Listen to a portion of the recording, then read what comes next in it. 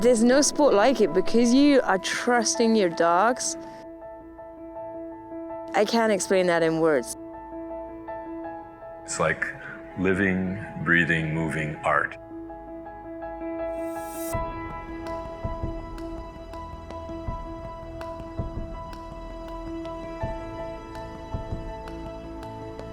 You know when you know what your dog's thinking, but they can't talk? That's something special. This is my story, a story about a journey into the world of sprint sled dogs, which is far bigger and far more exciting than I could have ever dreamed of. From South America to Australia, to England and Europe, and all over North America, people from all walks of life are discovering that they can race dogs on dirt, on snow, in small teams of 1 to 2 dogs, large teams of 8 to 14 dogs. People are racing locally in their clubs, and they're working to get all the way to the World Championship.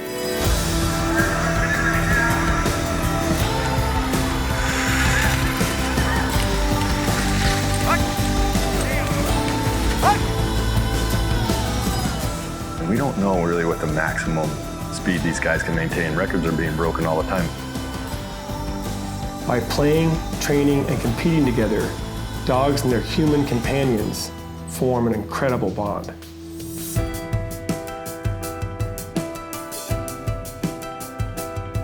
What binds people together, and also what binds people and dogs together, is actually shared experiences. No matter what you do, they love you anyway. They're always so happy, and we need that.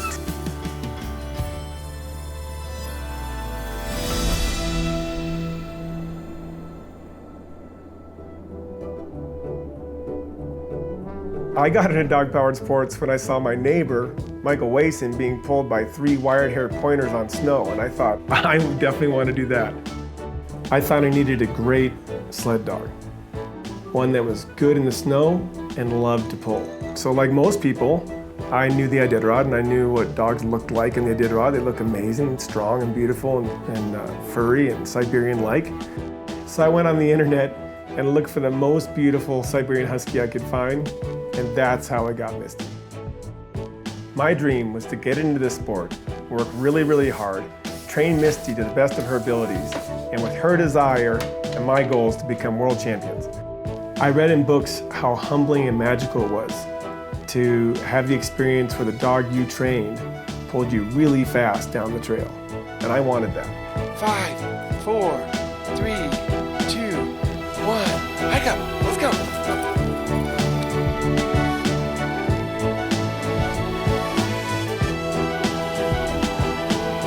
It's a really tough moment when you have hopes and dreams and you're in this sport and you realize your dog's not that into it. You didn't get the right dog. Hike up. No, that's the wrong way, let's go. And I was pretty frustrated. I'd already committed a couple years to this project. And I asked everybody, hey, who has the fastest dogs? And an Iditarod musher, who's a neighbor friend of mine, actually sent me a Facebook message. And he said, simply, Egil Ellis has the fastest sled dogs in the world.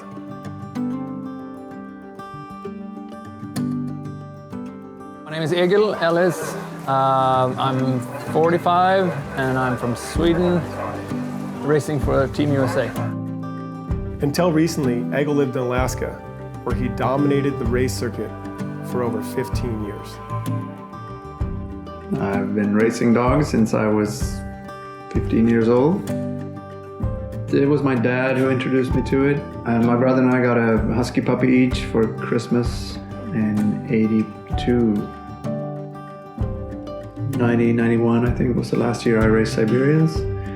And I started looking at other dogs, faster dogs. Egil had enormous success with a dog that's currently known as a Eurohound. It's a cross between an Alaskan Husky and a German Shorthair Pointer. The Eurohound is known for its sustained speeds and is widely popular all throughout the world in race circuits.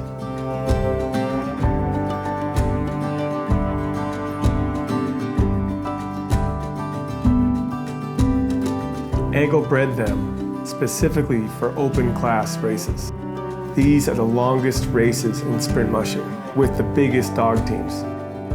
The dogs are usually a bit smaller in open class, just because there's more dogs, they don't have to pull so much.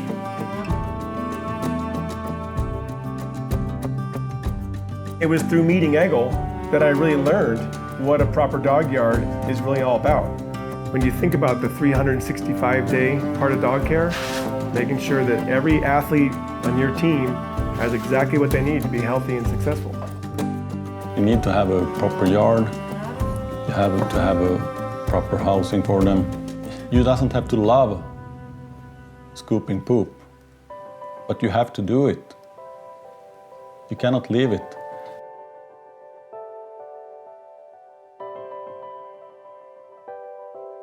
If you're good at it, you could read a dog and you can understand a dog just by looking at it. They can't talk, but they have a perfectly understandable body language. That because he doesn't sell puppies, they've all trained with his team for a year, and they are ripped. When he lived in Alaska, Egil had a special wheel for the low-impact aerobic conditioning of his dogs. Then they moved to a four-wheeler, where the dogs learned to pull and work super hard as a team. Training shouldn't always be perfect. It should be about making mistakes at home, so you don't have to do it at a race.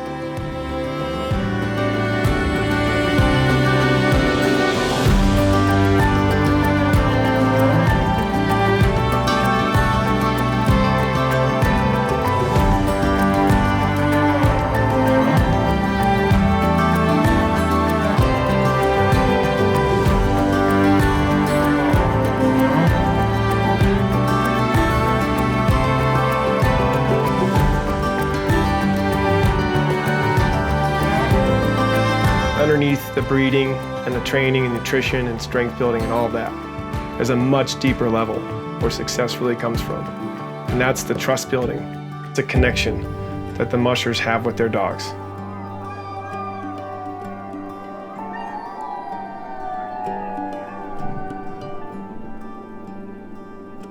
When these dogs are trained well, the athletic performance they're capable of is hard for us as humans to even imagine. Dr. Arlie Reynolds is a world champion open class racer and the Associate Dean, Department of Veterinary Medicine at the University of Alaska Fairbanks.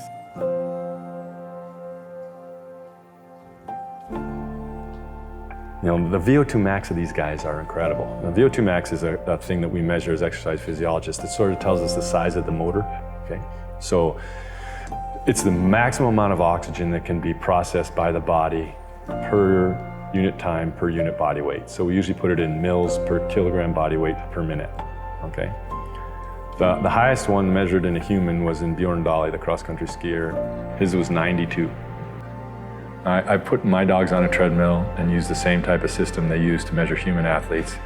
And dogs like my main leader will have a VO2 max around 240 mils per kilogram per minute, or about 3 times higher than the greatest one ever measured in a human being. Most college endurance athletes are in the 60s. Lance Armstrong was in the mid-80s. So 240 is really off the charts.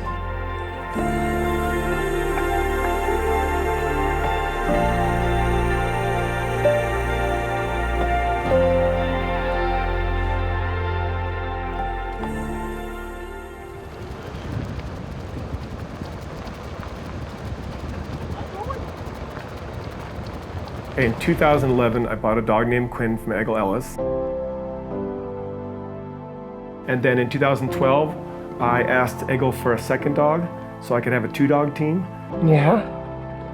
I know, this has got to be so weird. You just left the kennel you've lived at for 2 years and 7 months.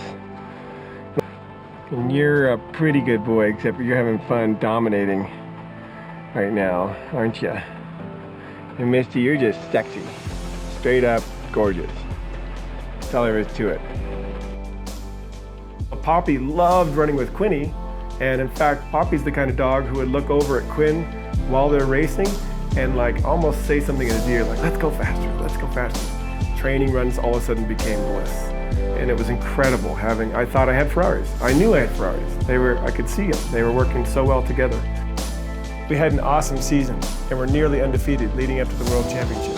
So we were delighted. Of course, I was still learning how to ski. Skate ski was really hard.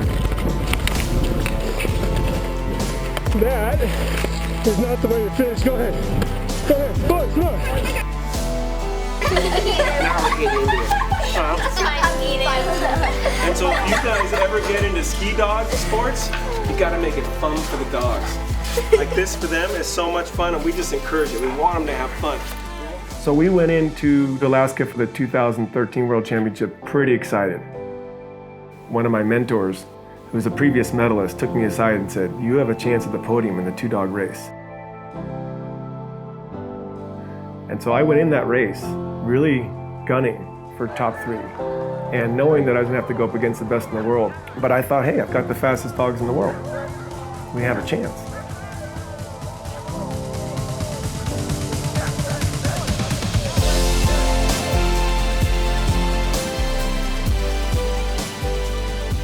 We entered every single event, all 5 Nordic events.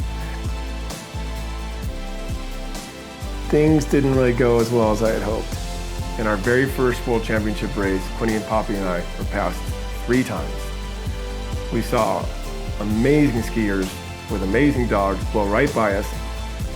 We had been dominating our races. We weren't used to getting passed, and these guys were averaging 22 miles per hour over 6 miles. I also learned something new about my dogs. Yes, they are absolutely the fastest dogs in the world at open class racing that Egil does, which are those longer 24-mile races. And what I discovered is that the Europeans breed their own specialized dogs just for skijoring and short sprint races.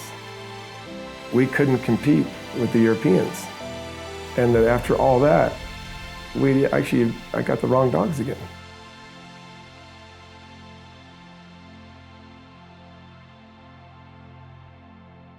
But when I reflected on that year and thought, well, should I keep training? Should I keep trying to become better? I realized I had made so many mistakes getting into the sport. The dream to be the best had been replaced by this goal of sharing what the best already know. Learning in Norway, learning. One of the people I was really intent on getting to know was the breeder who was responsible for a lot of the dogs that people are really successful with. A woman from Norway named Lena, Boysen, Hillestad. When I was very, very little, like 5 years, my parents they asked me if I wanted a sister or brother or a dog. What a stupid question for a 5-year-old. So I'm the only child and I'm really into this sport.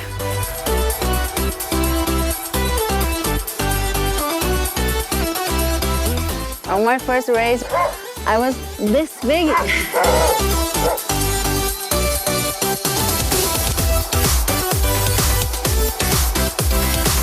She has 23 World Championship gold medals, which is more than anyone else alive.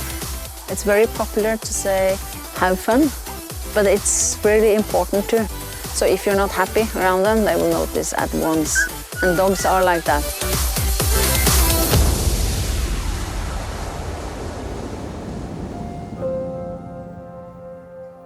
Like most people in Norway, Lena grew up with the German Shorthair Pointer, which is a really fast and strong hunting dog that can pull straight ahead. She thought it was possible to mix Greyhound with the dogs that they're already using in Norway.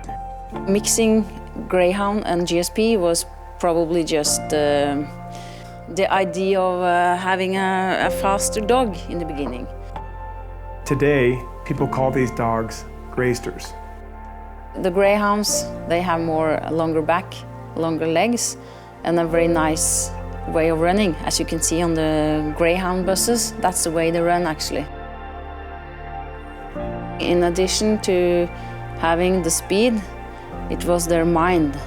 They were more soft than a GSP, more calm to have inside the house. Just like family members. Her dogs are specifically for that shorter distance where they can maintain extremely high speeds for 4 to 6 miles. So the question is, why doesn't everyone use greysters? And so what it really comes down to is, what type of race do you want to be doing? Whether it's Canicross or Skijoring or mid-distance racing or distance racing like the Iditarod. There are very fast Siberian Huskies, there are very fast greysters and Eurohounds and Alaskan Huskies. And ultimately, it's not just about speed. And that is also why it's important to pick a puppy that you really love from the first sight, from your stomach feeling, instead of measuring and taking the one that's supposed to be very good. So I think you can achieve a lot more with a dog you really love and like. Every musher I met had meaningful relationships with their dogs. But there's one musher who really stood out to me, who really touched me in a whole different way. And that's Swedish-born musher, Taina Teras. What would my life be otherwise? I don't know, maybe I would be dead. Because I was so depressed after my accident, I don't know, but they saved my life. Taina had to stop racing her dogs and stop keeping dogs after breaking her back at a racing event. There's no handicapped person that is exactly like the other handicapped person. You can have high or low spinal cord injury or MS or whatever, or amputated or everything like that. So you have to custom make your way how to adapt it to you.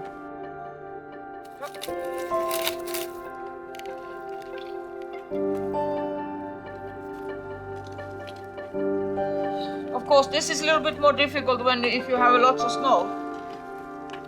I had to stop having dogs and start my rehabilitation. Then I was trying to find some other kind of activities to do, like wheelchair racing. But there was nothing that was as fulfilling as the sled dog sport had been, and having dogs, training dogs. I was very depressed, but I had a dear musher friend, Jan Svensson, who had a puppy, and he thought, okay, I give this puppy to you, and I hope that you start taking care of this puppy and stop being so depressed. I soon realized that he could pull my wheelchair. I called him Kul, and that means fun. He was my dog back to life again.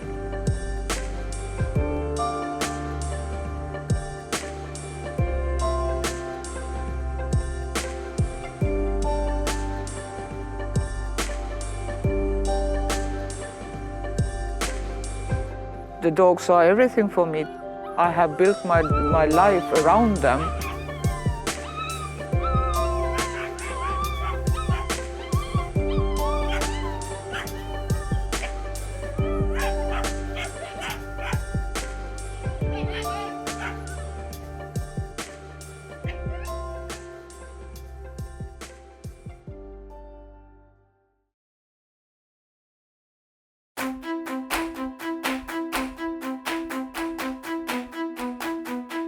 Taina has hacked her equipment so she can train her dogs year-round in Sweden.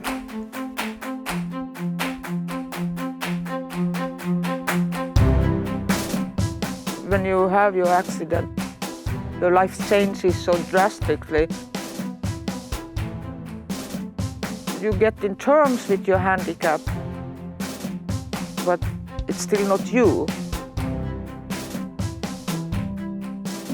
You are not the handicapped person inside.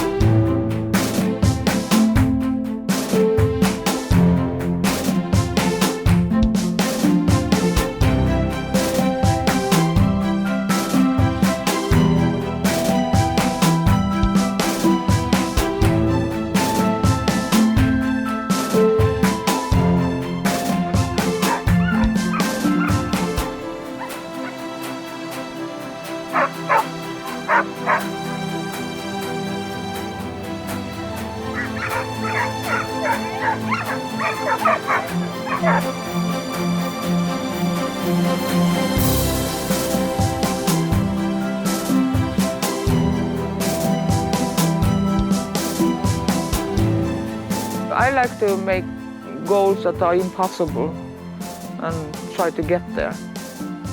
Then if I don't make it, it's not the whole world, but at least I had tried.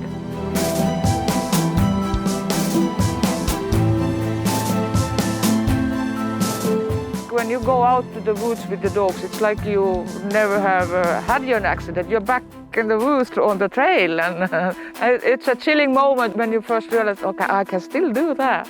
So that's, yeah, it's a wonderful feeling.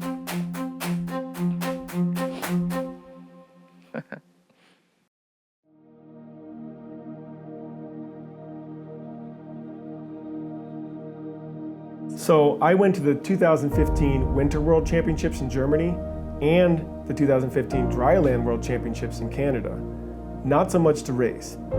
I really went to learn as much as I could, to talk to the best of the best, to spend a lot of time in conversation figuring out what it is that makes them successful.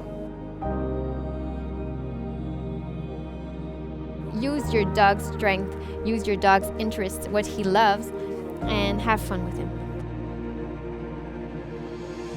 My advice is to have fun, work hard with the dogs, be patient, keep you and the dog healthy, and give the dogs a lot of love. It's a way of living. Of course, we love our dogs, and yeah, they are family members.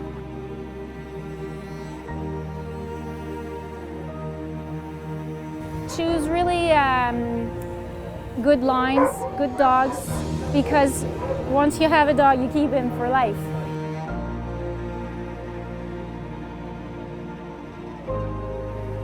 When you're running a race, your dogs, they don't know if you come first or you come last. They just want to have a good run, right? Yeah, as long as you come back smiling, you know, it's a good run. I think the smaller classes are really getting big worldwide, you know, the 1 and 2 dog and the Canicross and Skijoring especially.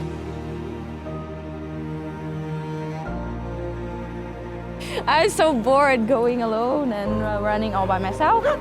And running with a dog just makes it so much more fun.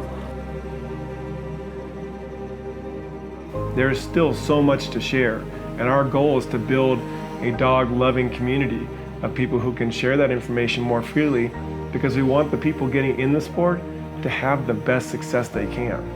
It isn't like buying a mountain bike and then putting it in the garage. This is a living, breathing soul. You know, I think we're hardwired really to be with dogs. No matter what level you do it, whether you're a recreational person or you're trying to win a big, important race. Dog mushing is such a wonderful thing that is such an important part of life. I am in awe of the relationship between people and dogs. I think that when that is done properly, it makes us both the best we can be.